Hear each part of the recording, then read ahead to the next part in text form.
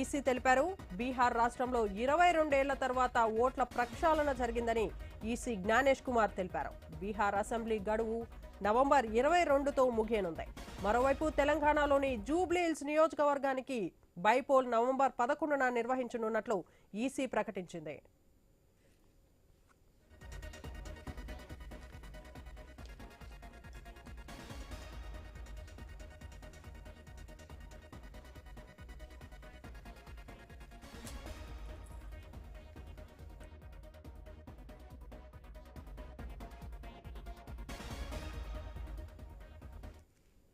దేశమంతా ఎదురు చూస్తున్న బీహార్ ఎన్నికల షెడ్యూల్ వచ్చింది.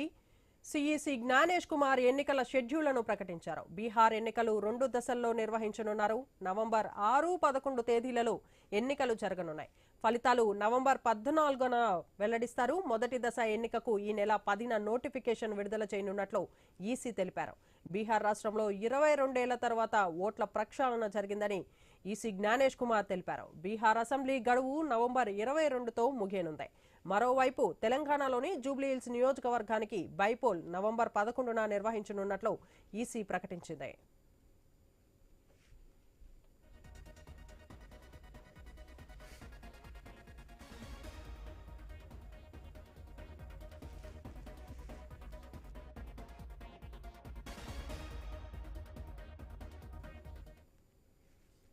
దేశమంతా ఎదురు చూస్తున్న బీహార్ ఎన్నికల షెడ్యూల్ వచ్చింది.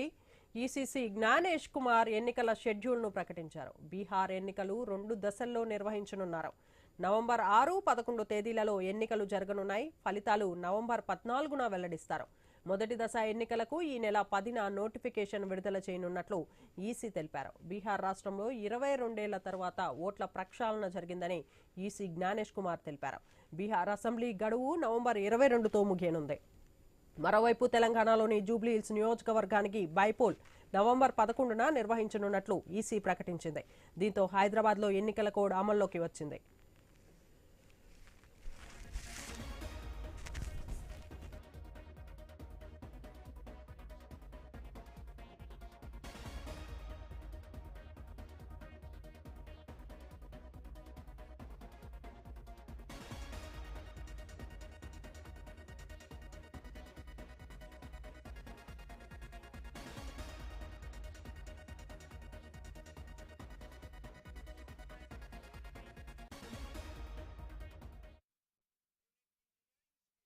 आठ इलेक्शंस भी होंगे। जम्मू कश्मीर के 2, बडगांव और नगरोटा, राजस्थान के अंता, झारखंड की घाटशिला, तेलंगाना जुबली हिल्स, पंजाब में तरन तारण, मिजोरम में दंपा, उड़ीसा में नौपादा। इनकी तारीखें भी अलग अलग कॉन्स्टिट्यूंसी के हिसाब से यहाँ पर दी गई हैं। डेट ऑफ पोल लेकिन सबका 11 तारीख ही होगा और काउंटिंग 14 नवंबर को होगी। बिहार के चुनाव 2 फेजेस में होंगे। पहले फेज के डेट गजट नोटिफिकेशन 10 तारीख को आएगा, दूसरे का 13 को। Last date of making nominations पहले फेज की 17 को होगी, दूसरे की 20 को। स्क्रूटनी 18 और 21।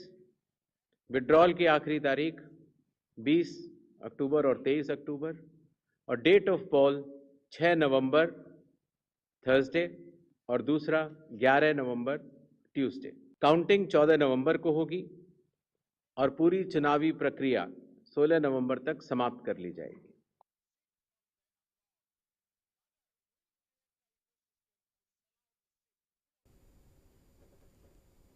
ఇదే విషయంపై మరింత సమాచారాన్ని మా ఇన్పుట్ ఎడిటర్ శ్రీకాంత్ అందిస్తారు. శ్రీకాంత్, చెప్పండి.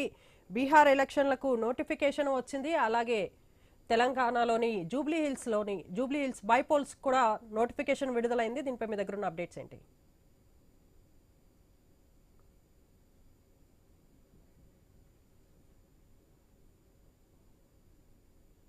నేపథ్యంలో జూబ్లీహిల్స్ నియోజకవర్గానికి ఎన్నికల నగారా మోగింది. సో జూబ్లీహిల్స్ ఉప ఎన్నిక షెడ్యూల్ కూడా నోటిఫికేషన్ కూడా రిలీజ్ అయింది. అక్టోబర్ 13న నోటిఫికేషన్ రాబోతోంది. At same time nomination last date కూడా అక్టోబర్ 21 వరకు కూడా ఈసీ ప్రకటించింది. ఆ తర్వాత నామినేషన్ స్క్రూటినీకి అక్టోబర్ 22 వరకు అవకాశం ఉంది.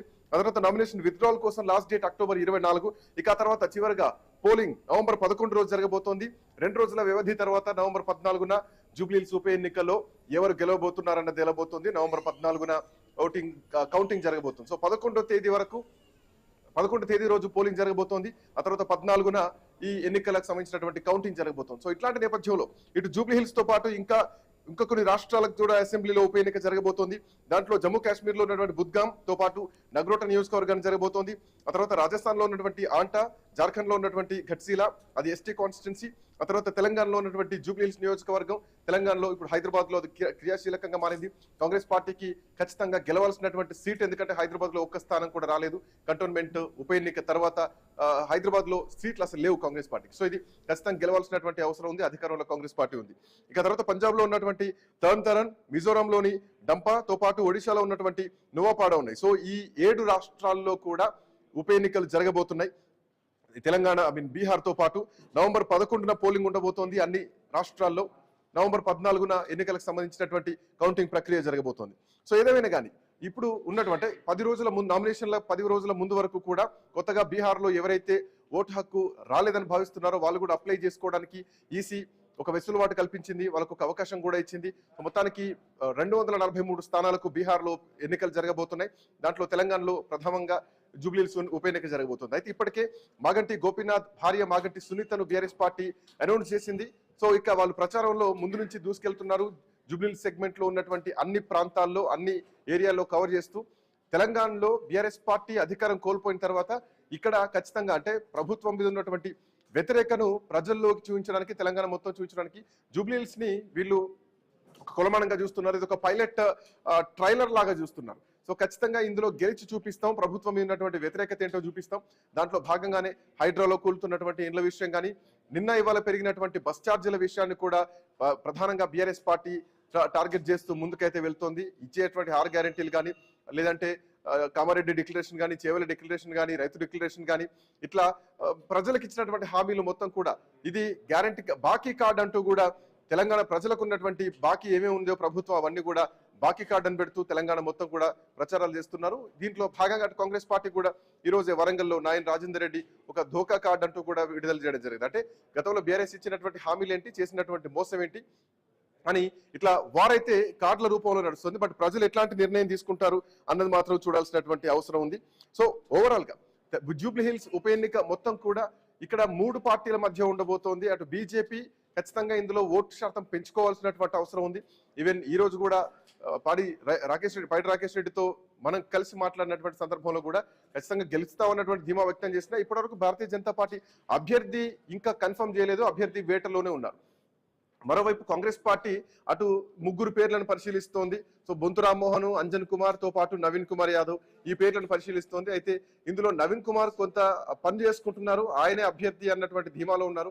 సో కాంగ్రెస్ పార్టీ ఎవరిని డిక్లేర్ చేయబోతోంది, ఎవరిని అభ్యర్థిగా ఎంచుకోబోతుంది అన్నది మాత్రం చూడాల్సినటువంటి అవసరం ఉంది. సో మోరోవర్ ఇక్కడ బీసీల ఓట్లు 50% ఉంటే గనక అటు ముస్లిం ఓటు బ్యాంక్ కూడా 25% ఉంటా ఉంటుంది. గతంలో ఎంఐఎం నుంచి పోటీ చేసినటువంటి నవీన్ యాదవ్ ఆయన చాలా గణనీయంగా ఓటు బ్యాంక్ సాధించుకున్నారు. అంతకుముందు విష్ణువర్ధన్ రెడ్డి కూడా పీజీఆర్ వారసత్వంతో ఉన్నారు కాబట్టి 2009లో కూడా ఆయన విజయం సాధించారు. బట్ ఆ తర్వాత నుంచి వరుసగా జూబ్లీహిల్స్ నియోజకవర్గం మాగంటి గోపీనాథ్ గెలుస్తూ వచ్చారు. తెలుగుదేశం పార్టీలో ఉన్నప్పుడు గెలిచారు. ఆ తర్వాత పార్టీ మారినాక బీఆర్ఎస్ పార్టీలో వరుసగా 2 సార్లు గెలవడం జరిగింది. సో అప్రతిహతంగా ఉన్నటువంటి బీఆర్ఎస్ పార్టీకి సిట్టింగ్ స్థానాన్ని కాపాడుకోవాలన్నటువంటి ఉద్దేశంతో ముందుకైతే వెళ్తోంది. సో ఇట్లాంటి నేపథ్యంలోనే జూబ్లీహిల్స్ లో గెలుపు కోసం కాంగ్రెస్ పార్టీ కసరత్తులు చేస్తోంది. ఇప్పటికే పొన్నం ప్రభాకర్ ని, మీనాక్షి నటరాజన్ గానీ, లేదంటే మహేష్ కుమార్ గౌడ్ గానీ వీళ్ళు ఇప్పటికే ఇన్ఛార్జ్లను నియమిస్తూ అక్కడ ఉన్నటువంటి వాస్తవ పరిస్థితులు ఏంటి, ప్రజలు ఏం ఎక్స్పెక్ట్ చేస్తున్నారు, ఈ అంశాలను కూడా ప్రధానంగా చూస్తోంది. సో అంటే ఒక పారదర్శకతతోటి ఎన్నికలు చేస్తాం అంటూ కూడా ఇప్పటికే జ్ఞానేశ్వర్ చెప్తున్నారు. చాలా అంశాలని సమీక్షించిన తర్వాతనే ఇవాళ ఎన్నికల తేదీని కూడా మేము ప్రకటించినామంటూ చెప్తున్నారు. దాంట్లో భాగంగా బీహార్లో మరి ముఖ్యంగా అన్ని రాజకీయ పార్టీలు కానీ, పోలీసు అధికారులు కానీ, పరిపాలనా అధికారులతో సమావేశం అయిన తర్వాతనే భద్రతా దళ అధికారులతో కూడా సమావేశాలు జరిగినాయి. ఈసారి బీహార్ ఎన్నికలకు చాలా ఈజీగా, చాలా సరళంగా, సులభంగా ఎన్నికలు నిర్వహించేలాగా మేము ఏర్పాట్లు చేస్తున్నాం. 2 దశల్లో ఎన్నికలు జరగబోతున్నాయి. గతంలో చూసుకుంటే కనుక 3 సార్లు, 5 సార్లు, 5 దశల్లో జరిగినటువంటి ఎన్నికలు ఈసారి మాత్రం బీహార్లో 2 దశల్లో జరగబోతున్నాయి. 2 దశల్లో ఈ 40 రోజుల వ్యవధిలోనే అన్ని పూర్తి కౌంటింగ్ వరకు కూడా పూర్తి ఏర్పాట్లు చేస్తున్నారు. కౌంటింగ్ కూడా దీంట్లో ప్రధానంగా 40 రోజుల్లోనే 2 దశల్లో ఎన్నికలు పూర్తి చేయడానికి ప్రయత్నాలు అయితే చేస్తున్నారు. మోరోవర్ జూన్ 24/2025 నుంచి కూడా ఓటర్ల జాబితాను పూర్తిగా సవరించినాం. ఆగస్టు 1న మేము ముసాయిదా ప్రకటించినాం. ఆగస్టు 1 నుండి సెప్టెంబర్ వరకు క్లెయిమ్లు తీసుకున్నాం, అభ్యంతరాలను కూడా తీసుకున్నాం, వాటన్నింటిని కూడా అనుమతించినాం. సెప్టెంబర్ 30 తర్వాతనే ఆ రోజే మేము తుది జాబితాను విడుదల చేసినాం. ఇప్పటికీ కూడా ఓటర్లకు ఏమైనా అభ్యంతరాలు ఉన్నా, లేదంటే ఓటు హక్కు రాలేదని అనుకున్నా కానీ ముందు 10 రోజుల ముందు వరకు కూడా, నామినేషన్ల 10 రోజుల ముందు వరకు కూడా అప్లై చేసుకోవడానికి అవకాశం ఉంటుందంటూ కూడా ఇంకొక కమెంట్ ని కూడా కొంత సులభంగా చెప్పడం జరిగింది.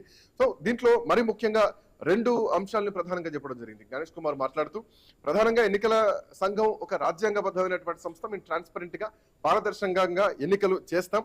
సో జూన్ 25 నుండి SIR కింద ఓటర్ జాబితాను మేము అంటే దాన్ని కొంత చేంజెస్ చేయడం జరిగింది. సో కొంత అడ్వాన్స్ తీసుకురావడం జరిగింది.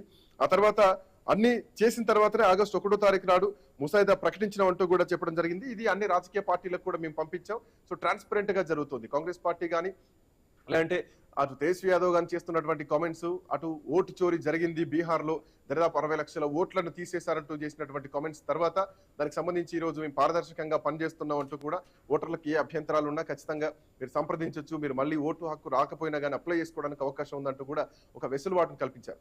బట్ ఏదేమైనా కానీ జూబ్లీహిల్స్ ఉప ఎన్నిక కోసం రాష్ట్రంలో, తెలంగాణలో అన్ని పార్టీలు చూస్తున్నాయి. ఇక్కడ గెలవాలన్నటువంటి ఉద్దేశంతో ఇప్పటికే అటు బీఆర్ఎస్ పార్టీ కానీ, కాంగ్రెస్ పార్టీ, 2 పార్టీల మధ్య పోటాపోటీ ఉంది. అయితే బీజేపీ ఇంకా అభ్యర్థి ఎంపిక కోసమే చూస్తున్నారు. ఇంకా ఇప్పటికీ పదాధికారుల సమావేశాలంటూ కమిటీలంటే ముందుకెళ్తున్నటువంటి పరిస్థితి. చూడాలి ఎట్లాంటి పరిణామాలతో బీజేపీ ఉండబోతుందో. కాంగ్రెస్ పార్టీ ఇక ఇవాళ రేపు అభ్యర్థిని కూడా ఫైనల్ చేసేటువంటి అవకాశం ఉంది. దీంట్లో కూడా పోటీ ఎక్కువ ఉంది. బొంతు రామ్మోహన్ కానీ, లేదంటే సిఎన్ రెడ్డి కానీ, మాజీ కార్పొరేటర్ తో పాటు ఇటు అంజన్ కుమార్ యాదవ్ కూడా నేను రేసులో ఉన్నానంటూ ఆయన కూడా పనులు చేస్తున్నారు. నవీన్ కుమార్ యాదవ్ నాకే టికెట్ వస్తుంది, అధిష్టానం నాపైనే ఆశిస్తుంది అంటున్నారు. మరి ముఖ్యంగా అటు అజరుద్దీన్ కి పోటీలో ఉన్నా కానీ ఆయనకు ఎమ్మెల్సీ ఇచ్చి కొంత సంతృప్తి పరిచినా కానీ, సో నెక్స్ట్ మినిట్ ఏం జరగబోతోంది, అజరుద్దీన్ మధ్యకాలంలో ఏకంగా ఢిల్లీ అధిష్టానం నుంచే ఆయన పైరవులు చేస్తున్నారు అన్నట్టుగా కూడా తెలుస్తుంది. చూడాలి ఎట్లాంటి పరిణామాలు ఉండబోతున్నాయి. మొత్తానికి 11కు ఎన్నికలు జరగబోతున్నాయి, 14కు రిజల్ట్ రాబోతోంది. Devika. Okay, right, thank you.